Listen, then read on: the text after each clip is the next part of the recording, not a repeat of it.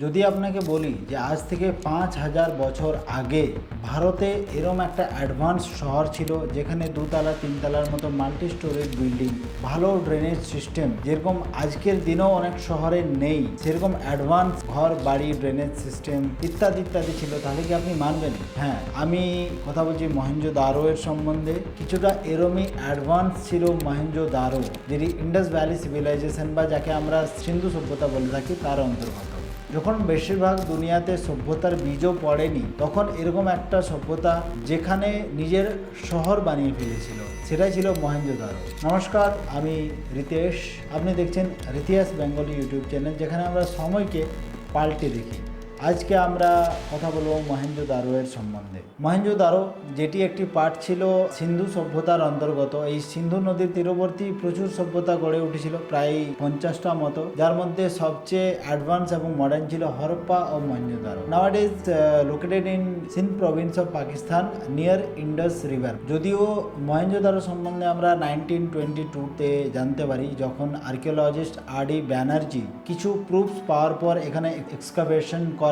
কিন্তু এই যে পুরো সিন্ধু সভ্যতা হয়, এর ব্যাপারে আমরা 1829-এ জানতে পেরে গেছিলাম, যখন ব্রিটিশার্সরা 19th সেঞ্চুরিতে নিজেদেরকে সব থেকে বেশি মডার্ন এবং অ্যাডভান্স ভাবতো, যখন ওরা বলে বেড়াতো যে আমরা ভারতকে মডার্ন করছি, ওদের সভ্যতা শেখাচ্ছি, তাদের অহংকার তখন ভাঙে যখন 1829-এ আমরা প্রথমবার জানতে পারি সিন্ধু সভ্যতার সম্বন্ধে, যে এখানে লোকেরা আজ থেকে প্রায় 5,000 বছর আগেই নিজেদের গোল্ডেন এরা বেঁচে নিয়েছিল। আমি যে সময়কালের কথা বলছি সেটা মোটামুটি 1900 বিসি থেকে 4500 বিসির মধ্যে, কিন্তু অনেক হিস্টোরিয়ানসরা এটাও মানেন যে এই সভ্যতাটি প্রায় 8,000 বছর পুরনো। তাই যদি সত্যি হয়, তাহলে এটি পৃথিবীর সব থেকে পুরনো সভ্যতা। যদিও আমরা যে মডার্নাইজ আর অ্যাডভান্সের কথা বলছি, সেটি 1900 বিসি থেকে 2000 বিসির মধ্যে, যেটাকে লেট হরপ্পান সিভিলাইজেশন অ্যাকচুয়ালি বলা হয়। এখানে সব থেকে যেটা ইন্টারেস্টিং পার্ট ছিল, মানে আমার যেটা সব থেকে ইন্টারেস্টিং পার্ট লেগেছে, সেটা হচ্ছে এখানের শহর। পুরো শহরটি পাকা রাস্তা দিয়ে তৈরি ছিল। পাকা রাস্তার ধারে ধারে ব্লক শেপে দুতলা তিনতলার মতো মাল্টি স্টোরিড বিল্ডিংস ছিল। বাড়ি থেকে জলসেচের ব্যবস্থা ছিল, যেটা বাইরের রাস্তার ধারে বড় জলসেচে গিয়ে মিশত। জলসেচের জন্য দেওয়ালে দেওয়ালে পাইপেরও ব্যবহার করা হতো, মানে একটা proper drainage system through out the city এখানে ব্যবহার করা হতো। আর শুধু ড্রেনেজ সিস্টেমই নয়, পর্যাপ্ত জলের জন্য এখানে ড্যামস, কুয়ো ইত্যাদি ইত্যাদির ব্যবহার করা হতো, যাতে খাবার বানানো, স্নান করা বা এগ্রিকালচারের জন্য যে প্রয়োজনীয় জল ঠিকঠাকভাবে পাওয়া যায়।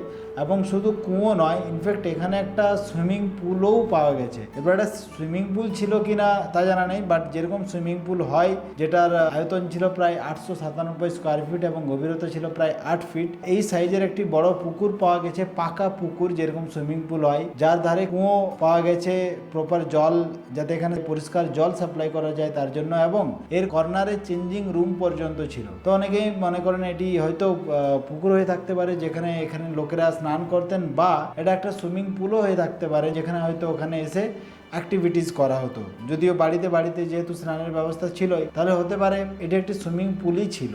বাড়ি বানানোর জন্য এরা স্ট্যান্ডার্ডাইজড সাইজের ইট ব্যবহার করতো, যেরকম আজকে আমরা একটা স্ট্যান্ডার্ডাইজড সাইজের ইট ব্যবহার করি সমস্ত বাড়ি বানানোর জন্য, এরা ওটা তখনই ব্যবহার করে নিয়েছিল সমস্ত বাড়ি বানানোর জন্য। একটা প্রপার সাইজের ইটই বানানো হতো, যেটা দিয়ে সমস্ত বাড়ি নির্মাণ করা হতো। শুধু ড্রেনেজ সিস্টেম না, হাইজিনের প্রপার ধ্যান দেওয়া হতো। জায়গায় জায়গায়, রাস্তার ধারে, ঘরের বাইরে, পাড়ার ধারে বিভিন্ন জায়গাতে ডাস্টবিন বানানো ছিল, যেখানে ময়লা ফেলা হতো, এবং সেই ময়লাগুলি পরবর্তীকালে শহরের বাইরে ফেলা হতো, যাতে শহরটাকে পরিষ্কার এবং হাইজেনিক রাখা যায়। দরকারি নির্দেশের জন্য আজকের দিনে যেরকম আমরা রাস্তার ধারে সাইনবোর্ড ব্যবহার করে থাকি যখন আমরা ট্রাভেল করি, যেগুলো থেকে বুঝতে পারি, সেরকম রাস্তার ধারে সাইনবোর্ডেরও ব্যবহার করা হতো। ওদের নিজেদের লিপি দিয়ে যেগুলো লেখা থাকতো, ওদের নিজেদের লিপি এবং নিজেদের ভাষা দিয়ে এই সাইনবোর্ডগুলি থাকতো।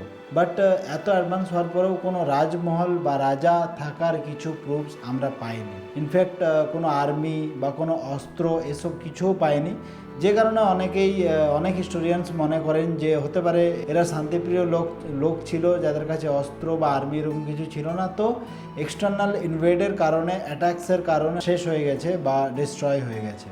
যদি সেরকমভাবে কোনো রিলিজিয়াস অ্যাক্টিভিটির আমরা এখানে প্রুফস পাইনি, কিন্তু অনেক শিলস ও অনেক স্কাল্পচার্স পাওয়া গেছে, যেটির মধ্যে একটি রয়েছে পশুপতি শিলস, যেটা থেকে মনে করা হয় যে হতে পারে শিবজির পূজা করত, বা অন্যান্য যে আরও শিলসগুলো আছে যেগুলোর মধ্যে বেশিরভাগই কোনো অ্যানিমালস বা ট্রিজ এসব কিছু ন্যাচারাল আমরা স্কাল্পচার্স পেয়েছি, যেগুলো থেকে মনে করা হয় হতে পারে এরা নেচার্সের পূজা করতো, নেচার্সকে সব থেকে বেশি প্রায়োরিটি দিত।